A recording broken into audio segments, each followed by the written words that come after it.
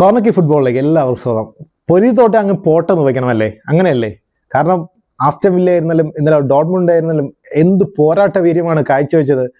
PSG പോലത്തെ ഒരു ടീമിൻ്റെ കൂടെ ഒരു ലോകത്തിലെ one of the best team in the world at the moment എന്ന് വേണം പറയാം PSG-നെ. അപ്പോൾ ആ ഒരു ടീമിനെതിരെ ഇതേപോലത്തെ ഒരു മികച്ച ഒരു പ്രകടനം ആസ്റ്റൺ വില്ലയ്ക്ക് അഭിമാനത്തോടു കൂടി തന്നെ മടങ്ങാം ആ ഒരു ചാമ്പ്യൻ ലീഗിന്റെ ആ ഒരു സീസണിൽ നിന്ന്. കാരണം 3-2 എന്ന സ്കോർ ലൈനാണ് ആസ്റ്റൺ വില്ല PSG-ക്കെതിരെ വിജയിച്ചിരിക്കുന്നത്. പക്ഷേ എങ്കിലും ഫസ്റ്റ് ലെഗിലെ 3 എന്ന സ്കോർ ലൈനിൽ 5-4 എന്ന അഗ്രഗേറ്റിൽ PSG സെമിഫൈനൽ കടന്നിരിക്കുകയാണ്.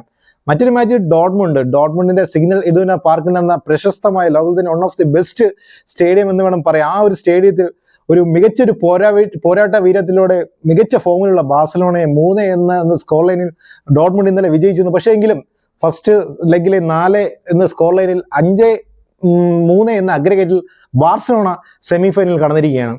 നമുക്കാദ്യം ബാഴ്സലോണ ഡോർട്ട്മുണ്ട് മത്സരത്തിൽ തന്നെ തുടങ്ങാം.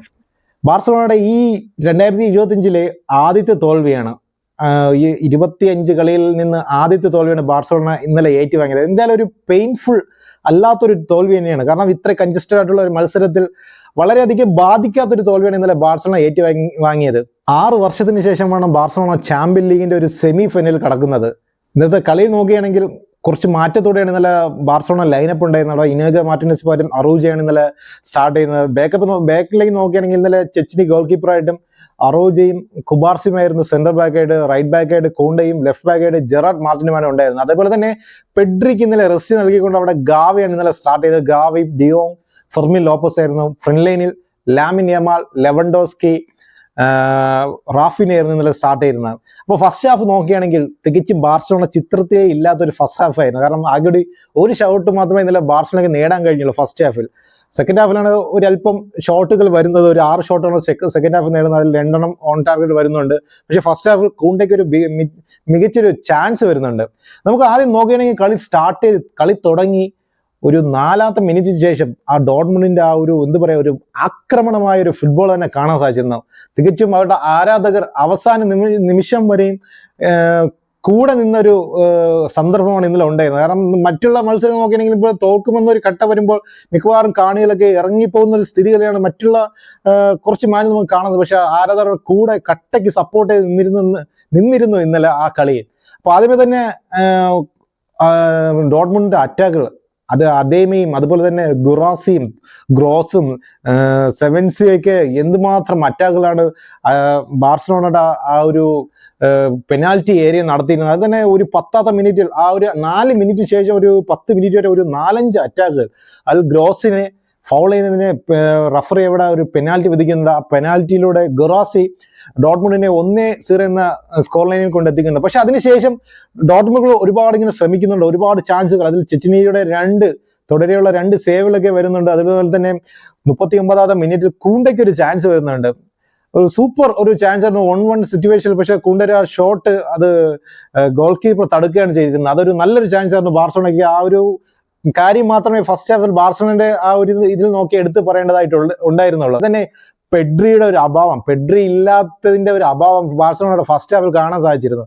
കാരണം ബാഴ്സലോണയുടെ ഒരു എഞ്ചിൻ അത് പെഡ്രി തന്നെയാണ്. കാരണം മിഡ്ഫീൽഡിലായിരുന്നാലും അറ്റാക്കിലായിരുന്നാലും അതുപോലെ തന്നെ ഡിഫൻസിലായിരുന്നാലും ഒരുപോലെ പെഡ്രിയുടെ കോൺട്രിബ്യൂഷൻ നമുക്ക് പല കളിയിൽ നിന്ന് കാണാൻ സാധിച്ചിരുന്നു. പക്ഷേ ഇന്നലെ പെഡ്രി സെക്കൻഡ് ഹാഫിലാണ് ഇറങ്ങിയിരുന്നത്. ഇതില് ഡോർട്ട്മുണ്ടിന് വേണ്ടി ഗുറാസി ഹാട്രിക് നേടിയിരുന്നു.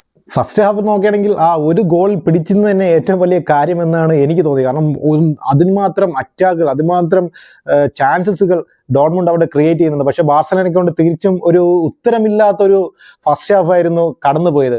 പിന്നെ അതിനുശേഷം സെക്കൻഡ് ഹാഫ് തുടങ്ങി വീണ്ടും ഡോർട്ട്മുണ്ടിന്റെ അറ്റാക്കിലൂടെ ആ സെക്കൻഡ് ഹാഫ് തുടങ്ങി. ഡോർട്ട്മുണ്ട് ഒരു 47ാമത്തെ മിനിറ്റാണെന്ന് തോന്നുന്നു ചെച്ചിനി ഒരു 2 സേവുകൾ ചെയ്യുന്നുണ്ട്. അദ്ദേഹം ഒരു ഷോട്ട് അടിക്കുന്നുണ്ട്. അതുപോലെ തന്നെ ഗ്രോസ് ആണെന്ന് തോന്നുന്നു ആ റീബൗണ്ട് അടിക്കുന്നത്. അത് 2 സേവുകളാണ് ചെച്ചിനി ചെയ്യുന്നത്. പിന്നെ അതിലൊരു കോർണറിലൂടെ 2ാമത്തെ ഗോൾ ഡോർട്ട്മുണ്ട് നേടുന്നുണ്ട്. റാമിയുടെ ഒരു അസിസ്റ്റിലാണ് ഗുറാസി 2ാമത്തെ ഗോൾ നേടുന്നത്. അതിനുശേഷം ഫെർമിൻ ലോപ്പസിന്റെ ഒരു ക്രോസിൽ റാമിയുടെ വക ഒരു ഓൺ ഗോൾ ബാഴ്സലോണയ്ക്ക് വരുന്നുണ്ട്.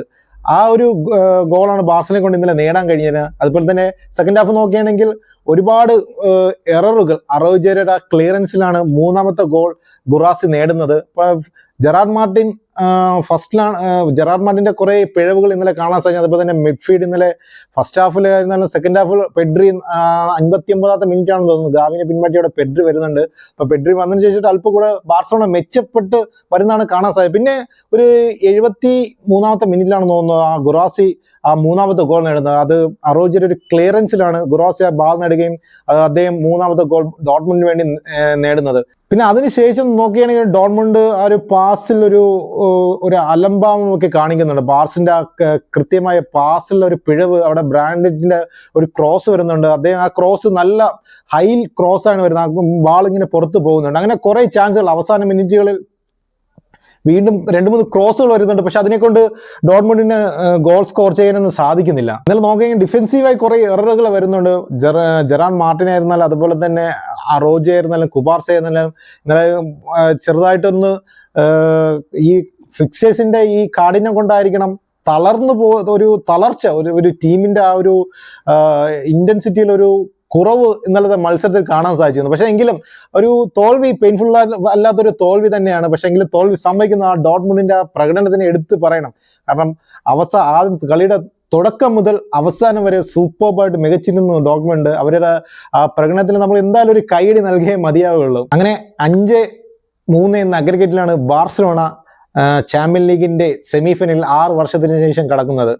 മറ്റൊരു മാച്ച് നോക്കുകയാണെങ്കിൽ ആസ്റ്റൺ വില്ല PSG-നെ 3-2 എന്ന സ്കോർ ലൈനിൽ അവർ ഇന്നലെ തോൽപ്പിച്ചിരുന്നു. പക്ഷേ എങ്കിലും നിർഭാഗ്യവശാൽ 5-4 എന്ന സ്കോർ ലൈനിൽ PSG സെമിഫൈനൽ പ്രവേശിക്കുന്നുണ്ട്.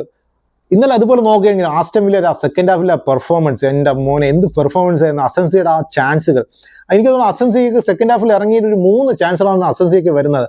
അദ്ദേഹം അതൊന്ന് കൺവേർട്ട് ചെയ്തിരുന്നെങ്കിൽ എനിക്കൊന്ന് എക്സ്ട്രാ മിനിറ്റിലേക്ക് ആ കളി കടക്കുമായിരുന്നു. അവസാന നിമിഷത്തിൽ ആ ഒരു ക്രോസ്, ആ ഒരു ക്ലിയറൻസ്, പാച്ചോരെ ആ ക്ലിയറൻസ് ഒക്കെ അവസാന നിമിഷത്തിൽ മാറ്റിക്കാഷിന്റെ ഒരു ക്രോസ്, നല്ലൊരു ക്ലിയറൻസ് ആയിരുന്നു പാച്ച് അത് ചെയ്തിരുന്നത്. അതുപോലെ തന്നെ ഡൊണ്ണുറാമയുടെ ആ സേവുകൾ, മികച്ച സേവുകൾ എന്ന് വേണം പറയാൻ. ആ ഒരു സേവുകൾ ഇല്ലായിരുന്നുവെങ്കിലും ആ സ്കോറിൽ തന്നെ മാറുമായിരുന്നു.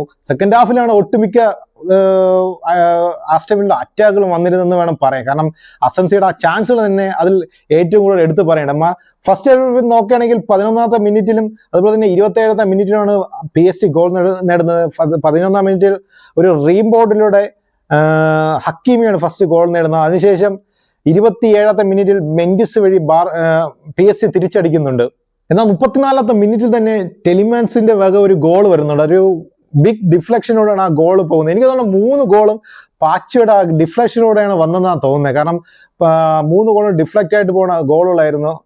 2 ഗോൾ, ഫസ്റ്റ് 2 ഗോൾ ഡിഫ്ലക്റ്റ് ആയിട്ട് പോകുന്നത്. അത് പാച്ചയുടെ ആ ഒരു ടച്ചിലൂടെയാണ് ഡിഫ്ലക്റ്റ് ആയിട്ട് ആ ഗോൾ കയറുന്നത്. ഫസ്റ്റ് ഹാഫിൽ 2-1 എന്ന സ്കോർ ലൈനാണ് ഇരുവരും പിരിയുന്നത്. സെക്കൻഡ് ഹാഫിലാണ് PSG-യുടെ ബാക്കി 2 ഗോളുകൾ വരുന്നത്. 55ാമത്തെ മിനിറ്റിലും അതിനുശേഷം 57ാമത്തെ മിനിറ്റിലാണ് ആസ്റ്റൺ വില്ല ഗോൾ നേടുന്നത്. 55ാമത്തെ മിനിറ്റിൽ മെക്കഗിനാണ് ആസ്റ്റൺ വില്ലയ്ക്ക് വേണ്ടി ഗോൾ നേടുന്നത്. ആ ഒരു ബോള്, ആ ഒരു ഷോട്ട് പാച്ചയുടെ തട്ടി ഡിഫ്ലക്റ്റ് ചെയ്താണ് ആ ഗോൾ നേടുന്നത്.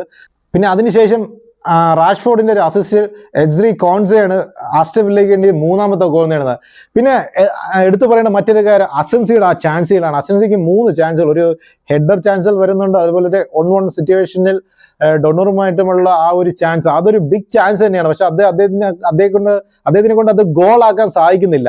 ആസ്റ്റൺ വില്ലയ്ക്ക് അതുപോലെ തലയുയർത്തി തന്നെ ചാമ്പ്യൻ ലീഗിൽ നിന്ന് മടങ്ങാം. എത്രയും വർഷങ്ങൾക്ക് ശേഷമാണ് Aston villa champion league match കളിക്കുന്നത്. അവർ ക്വാർട്ടർ ഫൈനൽ വരെ എത്തിയിട്ടുണ്ട്. അതുപോലെ തന്നെ മികച്ചൊരു ടീമാണ് PSG-ക്കെതിരെ ഒരു മികച്ചൊരു പ്രകടനം തന്നെ അവരെ കൊണ്ട് നടത്താൻ സാധിച്ചിരുന്നു.